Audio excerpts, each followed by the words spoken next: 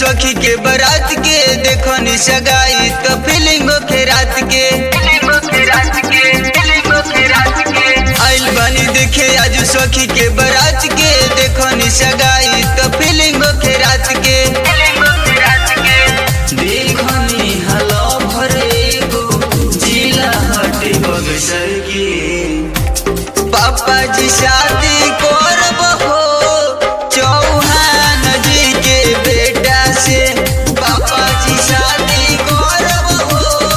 चौहान जी के बेटा से चौहान जी के बेटा से चौहान जी के बेटा से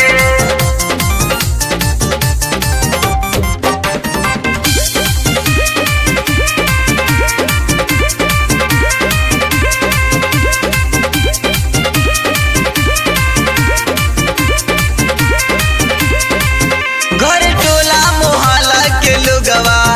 सब करेला छोड़ जाइब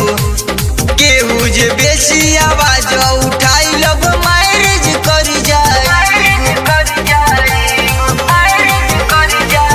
घर टोला मोहल्ला के लोगवा सब करेला छोड़ जाइब केहू जे बेसी आवाज उठाई लब मैरिज कर जाइब शादी करब देखनी वही लइका से पापा जी शादी करब हो चौहान जी के बेटा से पापा जी शादी करब हो चौहान जी के बेटा से चौहान जी के बेटा से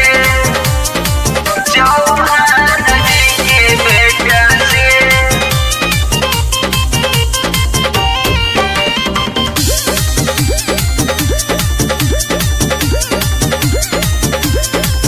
सब जानेली सखी सहेली लब वाला बतिया हो बरजेश के देखनी अइले बारात दुल्हा के संघाती हो सब जानेली सखी सहेली लब वाला बतिया हो